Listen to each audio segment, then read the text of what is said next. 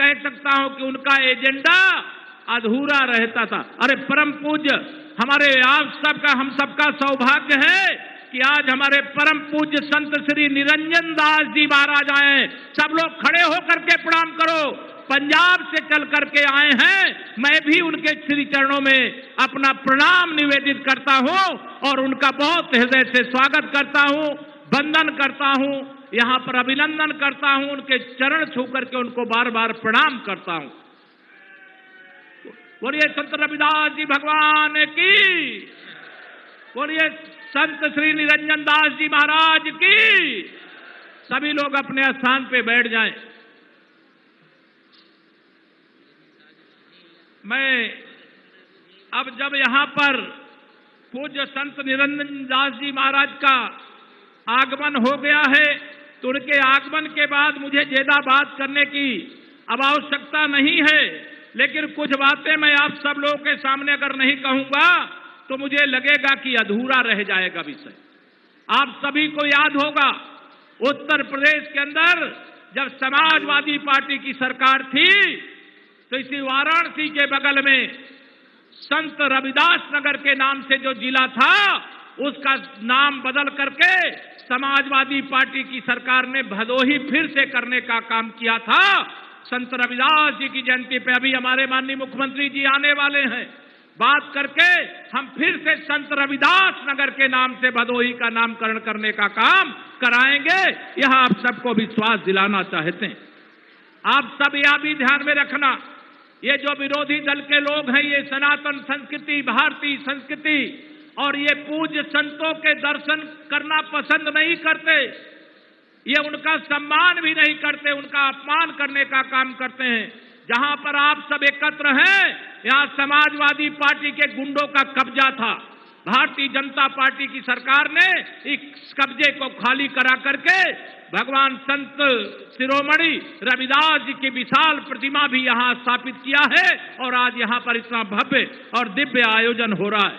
मेरे आप सभी यहां उपस्थित भाई बहनों, मैं आप सबको आगाह करता हूं, यह देश के अंदर एक गरीब मां बाप का बेटा प्रधानमंत्री के रूप में देश की सेवा कर रहा है।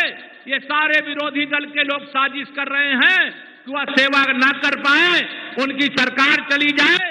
लेकिन मैं उनको बताना चाहता हूं, जब भगवान संत रविदास जी के शिष्यों की अनगिनत संख्या देश भर में माननीय श्री नरेंद्र मोदी जी को अपना आशीर्वाद दे रही है तो ये सारे विरोधी एक होकर के भी माननीय नरेंद्र मोदी जी की सरकार को हिला भी नहीं पाएंगे, हटाना तो बहुत दूर की बात है। आजकल ये फर्जी पीडीए की बात करते हैं, ढोंग करते हैं, ये पिछड़ों और दलितों को बांट करके सत्ता पर कब्जा करना चाहते हैं।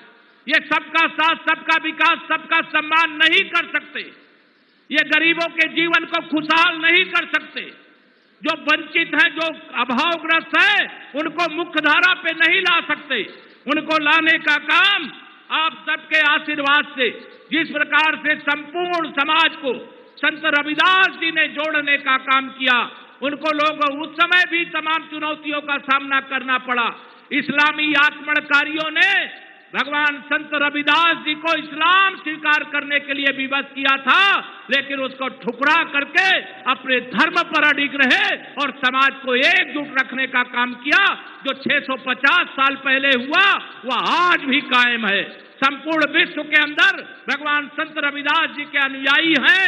मैं ऐसे सभी अनुयायियों का आज जो यहाँ आए हैं उनका भी स्वागत, जो यहाँ नहीं आ पाए हैं उनको भी गुरु पूर्णिमा के अवसर पर बहुत बहुत शुभकामना देता हूं।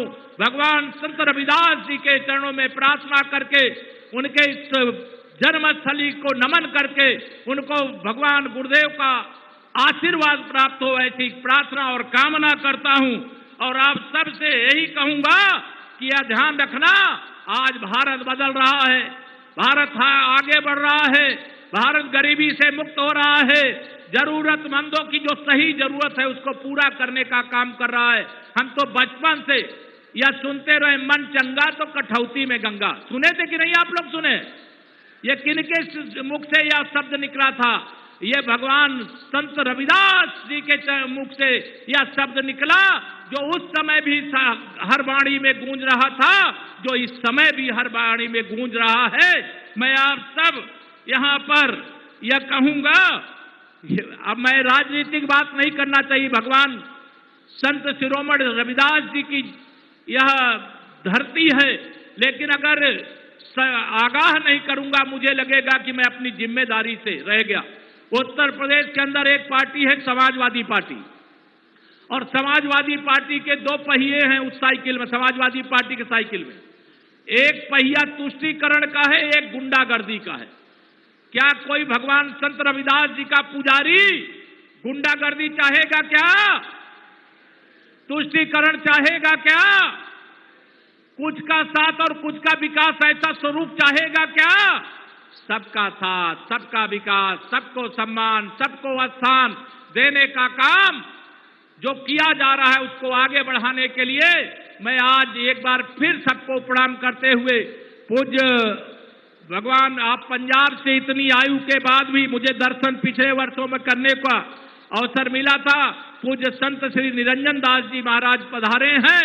आप सबकी ओर से, उत्तर प्रदेश की 25 करोड़ जनता की ओर से मैं उनके श्री चरणों में प्रणाम करता हूं, और जो अनगिनत संत हमारे मंच पर आए हैं मैं उनको भी बारंबार प्रणाम करता हूं और अपनी वाणी को देता हूं विराम। जरा दोनों हाथ उठाइए, बोलिए जय श्री राम, हर हर महादेव। बहुत बहुत धन्यवाद।